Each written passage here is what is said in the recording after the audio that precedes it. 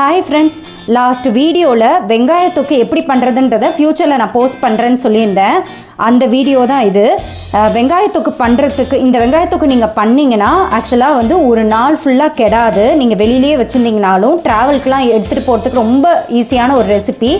அடுத்தது நீங்கள் ஃப்ரிட்ஜில் வச்சிங்கன்னா 2-3 நாள் வரைக்கும் கெடாது. ஏன்னா நம்ம தொக்கு பதத்துக்கு பண்ண போகிறோன்றதுனால. இதுக்கு தேவையான பொருள் என்னன்னு பார்த்தீங்கன்னா 2 வெங்காயம், இந்த சைஸு 2 வெங்காயம், அதுக்கப்புறம் பூண்டு வந்து உங்கள் இஷ்டத்துக்கு தகுந்த மாதிரி போட்டுக்கலாம். உங்களுக்கு பூண்டு டேஸ்ட் நிறையா பிடிக்குன்னா நிறையா போட்டுக்கலாம்.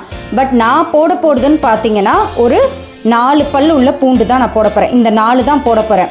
உங்களுக்கு பூண்டு டேஸ்ட் ரொம்ப பிடிக்கும் அப்படின்னா நீங்கள் நிறையா கூட சேர்த்துக்கலாம். பட் நான் இந்த 4 தான் சேர்த்துக்க போகிறேன். அப்புறம் 2 காஞ்ச மிளகா.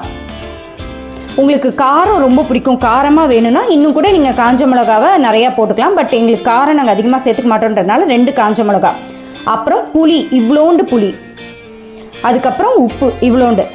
உப்பு ரொம்ப கம்மியாக தான் சேர்க்குறேன். ஏன்னா இது தொக்கு பதம் பண்ண போகிறோன்றதுனால நீங்கள் ஃபஸ்ட்டு பார்க்கும்போது அதிகமாக தெரியும். ஆனால் அது நல்லா நம்ம சுண்ட வைக்க போகிறோம், தொக்கு பதத்துக்கு மாற்ற போகிறோம். அப்போ மாற்றும் போது பார்த்திங்கன்னா இவ்வளோ அரைக்கும் போது இவ்வளோ இருந்ததுன்னா அது தொக்கு பதத்துக்கு வரும்போது இவ்வளோண்டா மாறிடும். அப்போ நீங்கள் நிறைய உப்பு ஃபஸ்ட்டே சேர்த்துட்டிங்கன்னா உப்பு கறிக்க ஆரம்பிச்சிடும். அதனால் கம்மியான உப்பு தான் சேர்த்துக்கணும். ஸோ அதனால் இவ்வளோண்டு தான் உப்பு, கிட்டத்தட்ட 1 டீஸ்பூன்னு வச்சுக்கோங்களேன் உப்பு. ஓகே ஃப்ரெண்ட்ஸ், அடுத்து என்ன பண்ணுறதுன்னு காமிக்கிறேன். வாங்க வீடியோக்குள்ளே போகலாம்.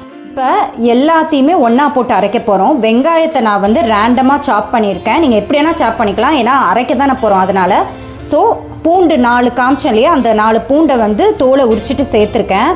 இப்போ இந்த வெங்காயத்தை நம்ம போட்டுப்போம் மிக்ஸி ஜாரில். அடுத்தது இந்த புளி காமிச்சேன் இல்லையா, இந்த புளியை சேர்த்துப்போம்.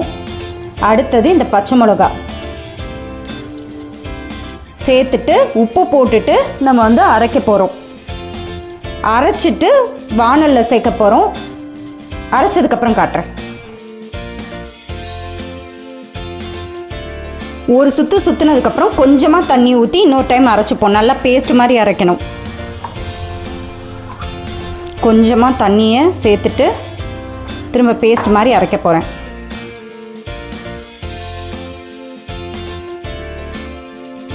இப்போ நல்லா பேஸ்ட் மாதிரி அரைச்சிட்டோம். இந்த பதத்துக்கு தான் அரைக்கணும். இப்போ வாணலில் எண்ணெயை ஊற்றி இதை நம்ம போட போகிறோம். இப்போ வாணலில் அடுப்பில் ஒரு பேன் போட்டுறோம். போட்டுட்டு இப்போ இதில் நம்ம எண்ணெயை ஊற்றி தாளிக்க போகிறோம். இப்போ அடுப்பை பற்ற வச்சு பெரிய அடுப்பில் தான் வச்சு பேன் போட்டிருக்கேன். இப்போ அதில் சமையல் எண்ணெய் ஊற்றிக்கிறேன். ஒருவேளை உங்களுக்கு நல்லெண்ணெய் டேஸ்ட் பிடிக்குன்னா நல்லெண்ணெய் கூட ஊற்றிக்கலாம். 2 ஸ்பூன், இந்த ஸ்பூனால் 2 ஸ்பூன் வந்து ஊற்றிக்கிறேன். ஏன்னா இது கொஞ்சம் எண்ணெய் நிறையா தான் தேவைப்படும். ஏன்னா நல்லா கொதிக்க போகுது, தொக்கு பதத்துக்கு வரப்போகுதுன்றதுனால எண்ணெய் கொஞ்சம் அதிகமாக தான் தேவைப்படும். ஸோ 2 ஸ்பூன் ஊற்றிருக்கேன்.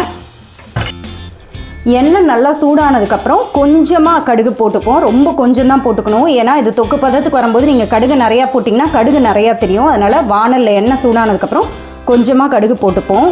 போட்டுட்டு ஒரு பிஞ்ச் பெருங்காயத்தூள் போட்டுப்போம். இப்போ கடுகு தாளிச்சாச்சு. ஸோ இப்போ நம்ம அரைச்சதை ஊற்றிக்கிறேன். இப்போ நான் அரைச்சதை ஊற்றிட்டேன். இதில் இருக்கிற மிச்சத்தையும் கொஞ்சம் தண்ணி போட்டு கலக்கிட்டு ஊற்றிடுறேன். இப்போ அந்த அரைச்ச அந்த மிக்ஸி ஜாரில் கொஞ்சம் தண்ணி ஊற்றி மிச்சம் மீதி இருக்கு இல்லையா, அதில் தண்ணி ஊற்றி நான் கொட்டிக்கிறேன். ஏன் இவ்வளோ தண்ணி நம்ம சேர்க்கணும், தைரியமாக சேர்த்துக்கலாம். ஏன்னா இந்த பச்சை வாசனை போகிறதுக்கு நல்லா கொதிக்க போகுது. இப்போது இந்த பதம் இருக்கும்போதெல்லாம் அடுப்பு பெருசுலேயே வச்சுக்கலாம்.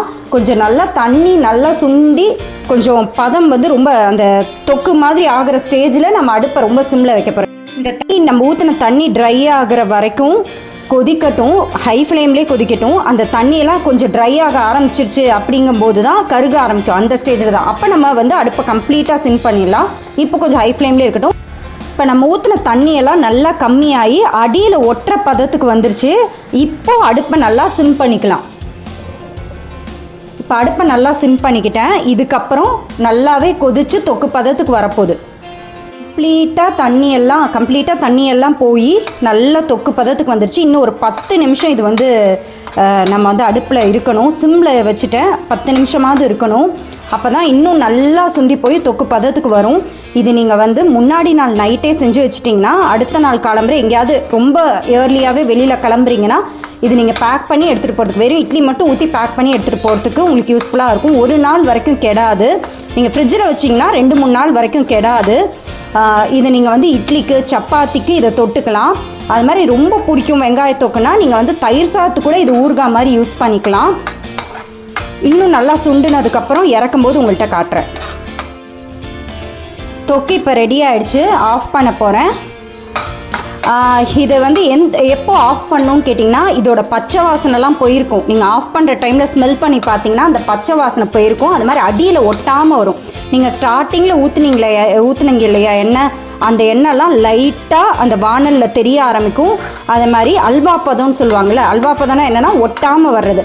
அந்த மாதிரி வானலியில் ஒட்டாமல் வரும். அதுதான் கரெக்டான ஸ்டேஜ். அப்போ நீங்கள் ஆஃப் பண்ணிடலாம். ஸோ இது வந்து இட்லி தோசைக்கு எல்லாத்துக்குமே நல்லாயிருக்கும். தயிர் சாதத்துக்கு நீங்கள் ஊறுகாவாக கூட இதை நீங்கள் யூஸ் பண்ணிக்க முடியும். அதே மாதிரி இது ஃப்ரிட்ஜில் வச்சிங்கன்னா 2-3 நாள் வரைக்கும் நல்லாயிருக்கும். வெளியில் வச்சிங்கன்னா 1 நாள் வரைக்கும் நல்லாயிருக்கும். ட்ராவலுக்கு எடுத்துகிட்டு போகிறீங்கன்னா கண்டிப்பாக 1 நாள் மட்டும்தான் வரும். ஏன்னா நம்ம ட்ராவலுக்கு போகும்போது அந்த ஹீட்டு தாங்காமல் 1 நாள் மட்டும்தான் வரும். பட் வீட்டில் வச்சுருக்கீங்கன்னா கண்டிப்பாக தாராளமாக பயப்படாமல் 1 நாள் ஃபுல்லாக வெளில வச்சுக்கலாம். ஃப்ரிட்ஜில் வச்சிங்கன்னா 2-3 நாள் வரைக்கும் நல்லாயிருக்கும். இதோட டேஸ்ட்டு வேறு லெவலாக இருக்கும். ஓகே ஃப்ரெண்ட்ஸ், இன்னொரு அழகான வீடியோட உங்களை நான் மீட் பண்ணுறேன். அது வரைக்கும் பாய்.